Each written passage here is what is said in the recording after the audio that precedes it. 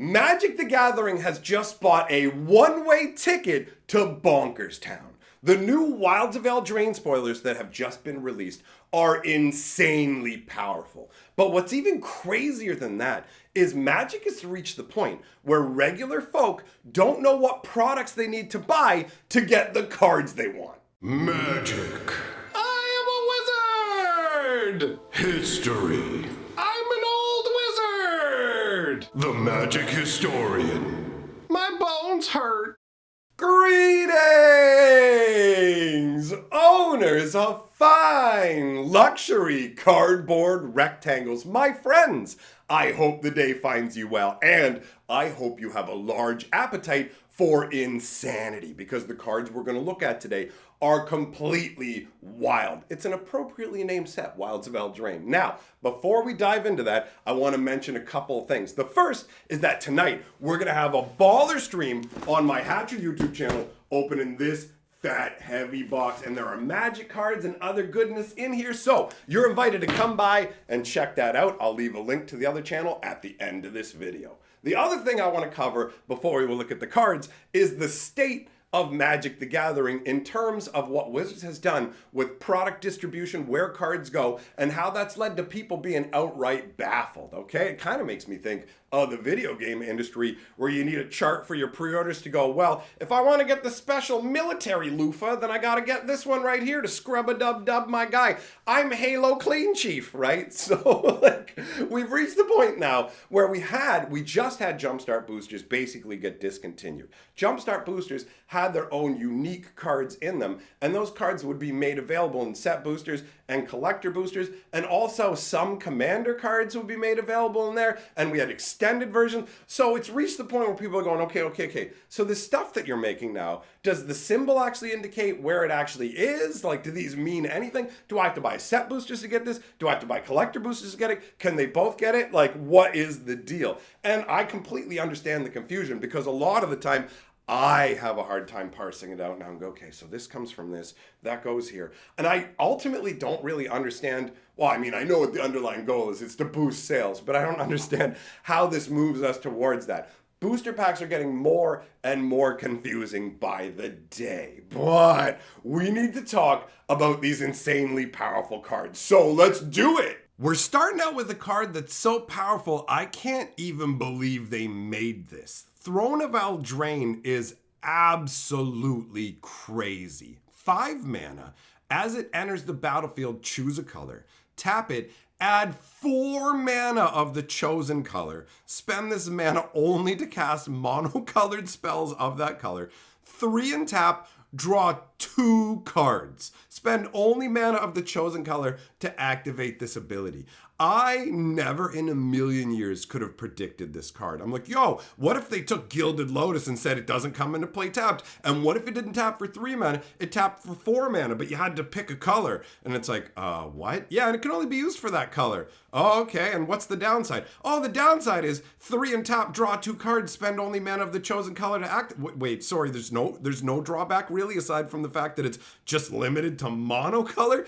This is insane. How is it not insane? It's a 5 casting mana rock that comes into play untapped and taps for 4 mana. What? I don't even know how to process this. And actually, I do have to admit as well, I really want to know what's going on in the artwork here. There's a ton of cards in this set that don't tie into the written story at all, and there's a ton of action going on, it seems like, with the red cap. There's like some kind of goblin invasion, but there was no details. They didn't even mention red caps in the story at all. So this is 5 people bowing to an empty throne, but in the story they tell us that Kenrith is basically going around as the High King, right? Will Kenrith. So I'm very curious. I find the artwork on this card to be very striking. The power level is completely off the charts, though. Like, this is too strong. I don't care that it's limited to monocolor. This is crazy. Like, I thought Thran Dynamo was nuts, but this is next level insanity. And this is near the top of the power curve on the stuff we're going to see today. It kind of ranges. Some of it's more wonky than outright powerful, but Throne of Eldraine is just so brokenly strong. I can't even believe this, man. This isn't power creep, yo. This is power lunge. Next up, we've got Liberated Livestock. Wonky weirdness. 1 white and 5 for a 4/6 cat bird ox. When Liberated Livestock dies, create a 1/1 white cat creature token with lifelink, a 1/1 white bird creature token with flying, and a 2/4 white oxen creature token.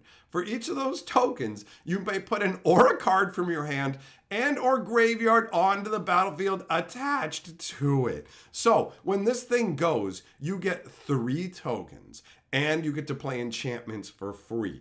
It is way stronger than it looks on the surface, considering that you can keep bringing it back and redoing it, right? Reanimate it, sack it again. Get more tokens, play more auras. The artwork is absolutely wild. I mean, you literally do see a cat, a bird, and an ox, but this doesn't feel like Liberated Livestock. This feels like crazy dancing in the woods with animals. So I feel like whatever this artwork was originally for, I would love to know. Is this just all the animals fighting each other? Because it looks like that ox is about to bring the pain to the cat. And I can't tell if the cat is like reaching up to try and scratch him or just doing a dance like it's in a chorus line. Like, what is this artwork? This is a wonky Magic card, and I very much honestly enjoy its existence. I think it's pretty cool, and the power level is right up there. It just might not be obvious when you first look at it.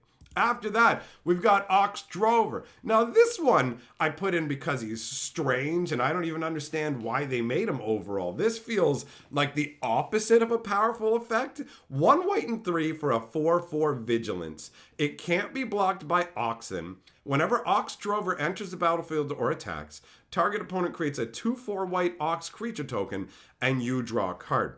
This feels like garbage, right? Like, so wait, I attack and I get to draw 1 card, and my opponent gets a 2/4. What about that Leonin that when it attacks, it makes 2 1/1s with lifelink that are also attacking with it? That's the same cost. That's the same power and toughness. Why would I ever pick this? The only thing I can ever see you using this in is specifically either a deck where you want your opponent to have oxen, right? Where it's like, I knew you loved the cow beasts, or you're just like playing Zedra or something. That one particular kind of deck where you want your opponents to have this stuff. Or I guess maybe you could be like, I'm gonna make friends where, yo bro, if I give you an ox, will you be my buddy? Look at the artwork. He's leading them with this crazy, I don't know, like censer full of like smoke that's billowing off. The guy looks more beefy than a 4/4 to me. I feel like this could be a 6/6. The flavor text, ho Shaggyfoot, Lumpton, pick up those hooves.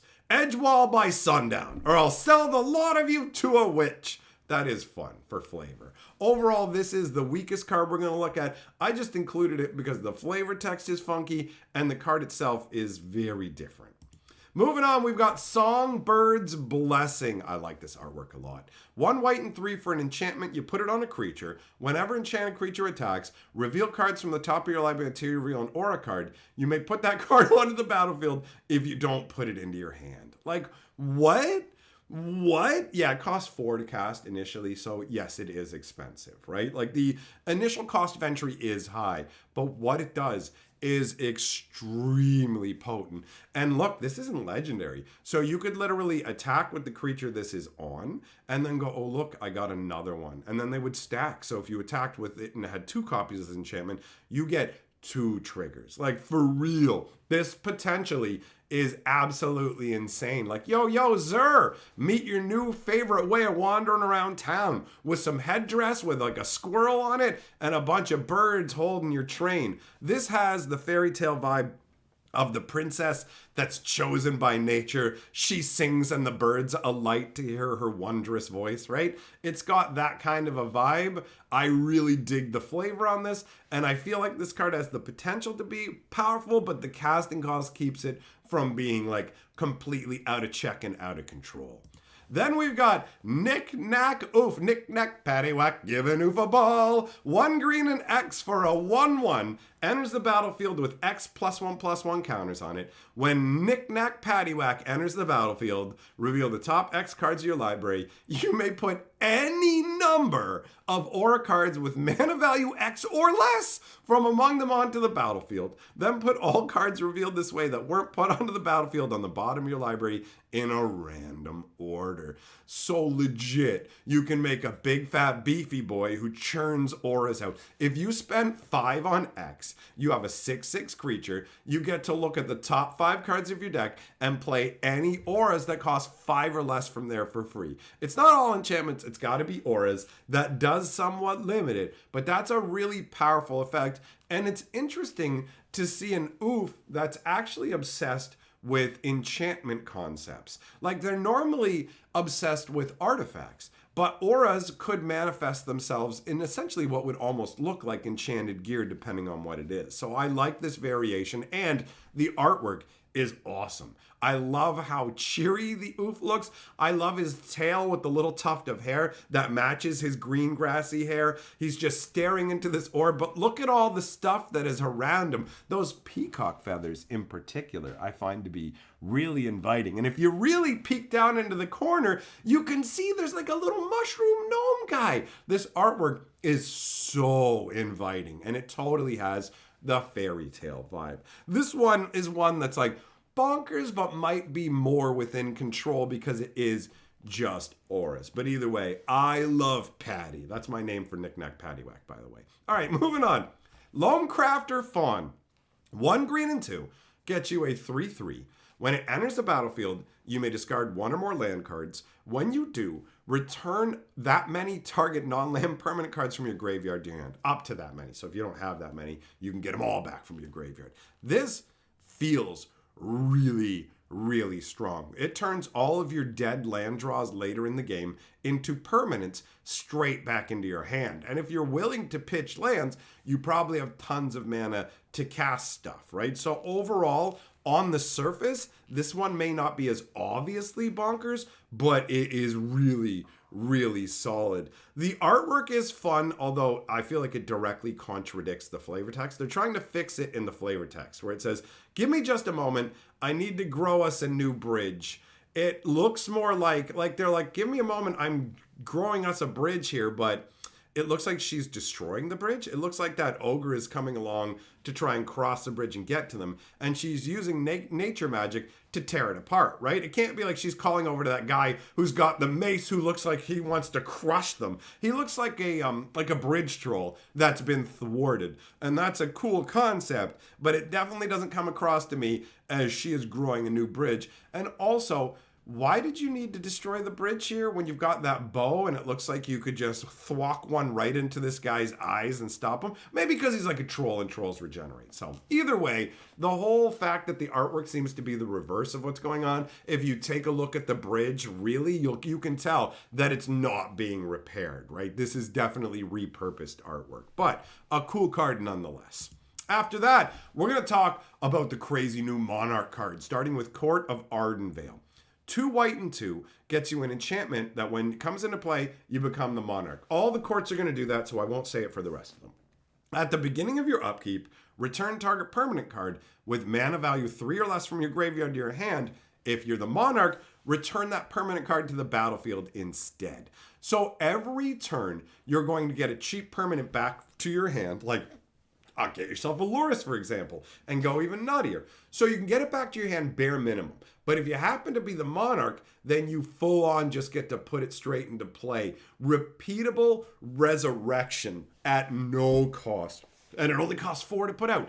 This is crazy. And the artwork is incredible, right? You have what I think is supposed to represent the crown of Ardenvale in the middle. You have 2 shadowy knights standing there, these statues, right? And in the center, you can see Ardenvale. It's been laid to waste. Ardenvale got destroyed, basically, during the Phyrexian invasion. So this is a dark, gritty piece of artwork that is really, really inviting. It's amazing how much you can do with basically just white, black, and gray. This is a truly evocative and impressive piece of artwork on top of a powerful effect. But there are more powerful courts than this too. The Court of Vantress is blue, right? So 2 blue and 2. This one says at the beginning of your upkeep, choose up to one other target or enchantment. This is nutty. Choose up to one other target, enchantment, or artifact. If you're the monarch, you can create a token that's a copy of it.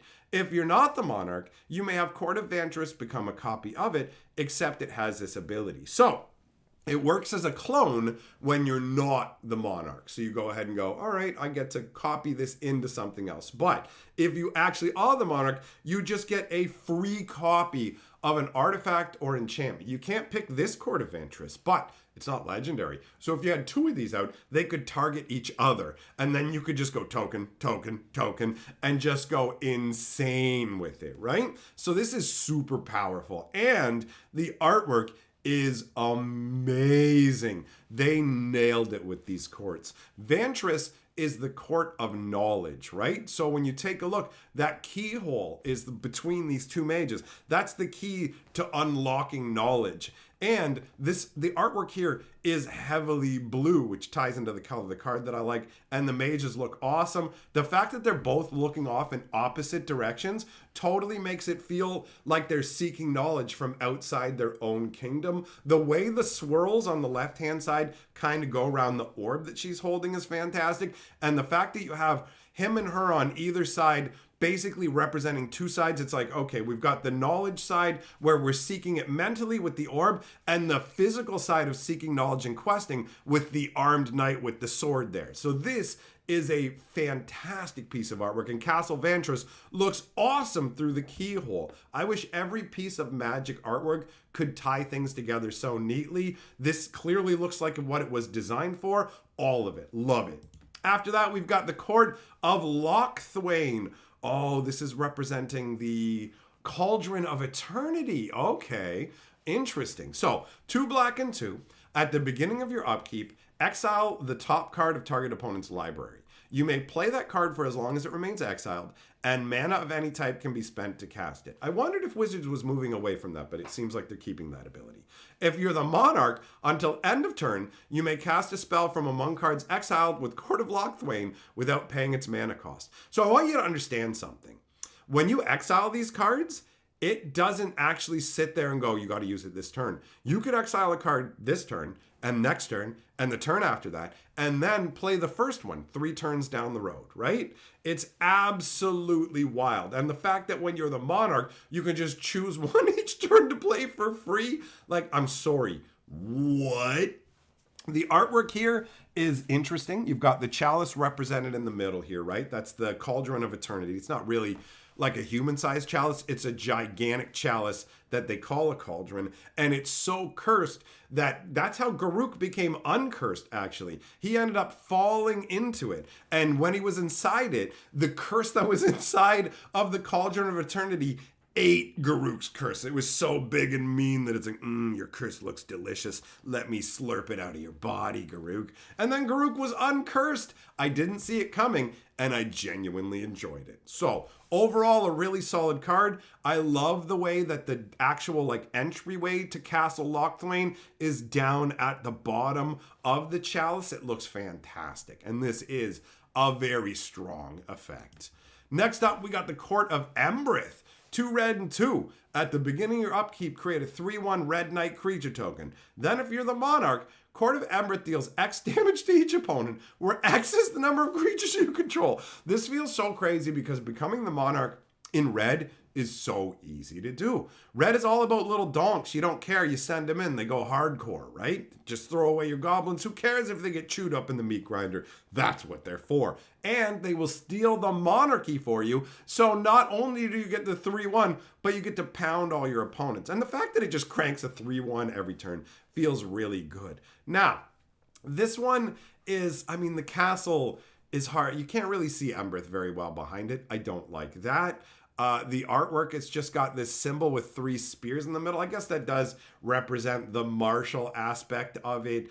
And the knights that are represented do have big fat armor. So you know what I mean, the weaponry and whatever. You want to go 3-1. Actually, especially like the one on the right hand kind of really does evoke the 3-1 aspect, because she's got kind of an elderly vibe to her, but she also has huge armor and what, like that gigantic mace. So it's like, okay, you can come in hardcore with your damage, but also you can't take that much damage. That fits pretty well. Actually, I think that dude looks old too. Yeah, you know what? That's pretty cool. The fact that they look elderly tying into the 1 toughness adds an extra dimension of flavor for me. This is pretty solid. Now, my favorite court is the Court of Garenbrig. 2 green and 1. And at the beginning of your upkeep, distribute 2+1/+1 counters among up to 2 target creatures. Then if you're the monarch, double the number of +1/+1 counters on each of your creatures.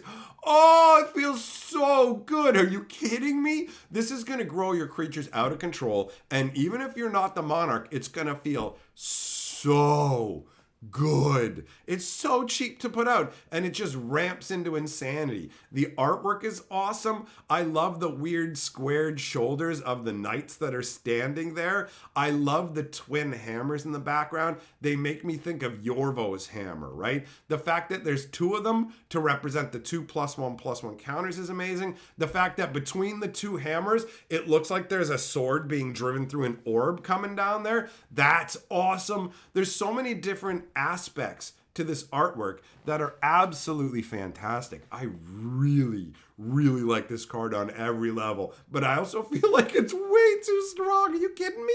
Double your dudes every turn? Come on, man. Come on. All right. After that, we've got Bernard the Ginger Sculptor. This guy is horrific. 1 blue, 1 white, 1 green, and 1. He's a 3/3. Each creature you control that's a food or golem gets +2/+2 in trample, so he's a food lord and a golem lord. Whenever another non-token creature you control dies, you may exile it. If you do, create a token that's a copy of that creature, except it's a 1/1 food golem artifact creature in addition to its other types, and it has 2 in tap. Sack this artifact, you gain 3 life. I do love that all the gingerbreads can be sacrificed for food life, but the reason this is horrific, guys, is do you realize what the flavor of this is? He's taking the dead people's souls and forcing them into ginger people that he has constructed himself. Like, that's why you're exiled and removed, because he's pulled the soul out of your body. It can only be done once, and you can't be resurrected because your soul's gone. That's why you retain your abilities. That is the soul of your being. Imagine that, bro. You get summoned up by a planeswalker, flung through the blind eternities. Your life ends in some battle that wasn't your own, and then you wake up. I'm not dead. And you go to scratch your face and it's like, I don't have fingers. What are my hands? And you can't even cry about it, because if you cry, you'll sogify and ruin your own body. And him, look at how happy he is decorating. To him, this is just a fun little creation, right? Like this, the insane underlying horror flavor of it on a green, white, blue card. It tickles my fancy, honestly. So that's how he made it in. And it's a powerful ability that I would totally toss in my cube that gives you more use out of your creatures. Next up, we've got Corvold, Gleeful Glutton. 1 green, 1 red, 1 black, and 5 for a 4/4 Dragon Noble. That's a huge casting cost for only a 4/4. But he costs 1 less to cast for each card type among permanents you've sacrificed this turn. So food tokens no, they don't count as a different type of permanent, do they? They just count as a token. So you'd only get 1 from sacking that. But if you're sacking a bunch of other things, sack 2 or 3 things, a food token, a treasure token. The treasure token reduces his cost by 1, plus gives you a mana towards him, so that's like a 2-point reduction. He's a 4/4 flying trample haste. Whenever he deals combat damage to a player, you put X +1/+1 counters on him and draw X cards. It's insane. Where X is the number of permanent types among cards in your graveyard. Like, what? So if you could have 7, 8 different types of permanents in your graveyard. He could literally get 8 +1/+1 counters and draw like 8 cards in one go. And the artwork is fun too. This is a really awesome action shot where you can see he's just straight up busted through the window. What's up? It's dinner time. Y'all ever played that old school game Rampage? Cause I'm about to treat you like that lady in the bathroom. Into my mouth you go. Right? I'm gonna pick you up even if you're in your bathroom bathtub and shove you in my mouth. You guys ever play Rampage? I remember playing it at the arcade with my buddy, and you'd like work together mostly. You wouldn't attack each other, but when the other guy shrunk down to human, it's like, yo, I'm gonna see if I can eat you before you get your quarter in there. That was always the game. Can I eat you and erase your high score before you can get a quarter in and hit the button? Man, I miss the old arcade days. Oh, and quarters. It doesn't even work that in my way anymore. It's all like tokens and all that kind of stuff. I'm a dinosaur. All right, let's move on to the next card because I love this so much. Giant Inheritance. You have to love this. 1 green and 4. Enchant creature. Enchanted creature gets +5/+5 and has, whenever this creature attacks, create a monster roll a token attached to up to 1 target attacking creature. So it can target itself, right? And the monster roll gives +1/+1 and trample. So you put this on your guy, all of a sudden he's got 5/5. First time you swing, now he's got 6/6 and trample, and you can keep growing him or other guys. The flavor text says, when Giant Inheritance is put into a graveyard from the battlefield, return it to its owner's hand. So you get to keep using this over and over. It mitigates the downside of auras where if they destroy the creature, you're out the enchantment, which feels great. But on top of that, the flavor level of this card is next level. Look, he's bursting through the roof of a building. You can see the look on his face. He's like, what is even happening to me? You can see the magic swirling around him. You can see a bird flowing away. And you can see that he has grown so rapidly that all the tiles from the roof are actually being flung out from atop his head. All that above his head is roof tiles. The underlying flavor here is this is a family curse, right? So the idea is, and this is how I view it, this guy's father had a giant curse. As soon as his life ends, he inherits the curse of being a giant. So his dad's just off somewhere cutting wood or something. Oh no, my heart! He falls down. And then Junior's like, oh no! As he goes, and he just engorges into this giganto dude bursting out of the roof, right? And the whole fact that the curse can be spread to other members of your family can be that monster roll. It's either you getting more monstrous or somehow infusing a little bit of your curse into others so that you don't get too big, right? Imagine that. Imagine if you were turned into a giant. At first you'd be like, bro, the power, the strength, it would ruin your life though. How are you going to live with your family? How are you going to feed yourself? And if you got bigger every day, when are you going to get too big for the world, right? Like it's so awesome from a flavor standpoint. So admittedly, this one isn't broken. This is not a busted card. It's not super powerful, but it's so amazing that I had to end off with it. So remember, my friends, I said we're doing a box opening of all that crazy stuff I got sent today. We're going to do that over on Hatcher. Link is up on the screen either now or in a few seconds. Thanks for coming by. Big shout out to all of my patrons. You guys rule. Thanks for supporting what I do. I'll see you guys either tonight in the live stream or I'll see you here for the next video.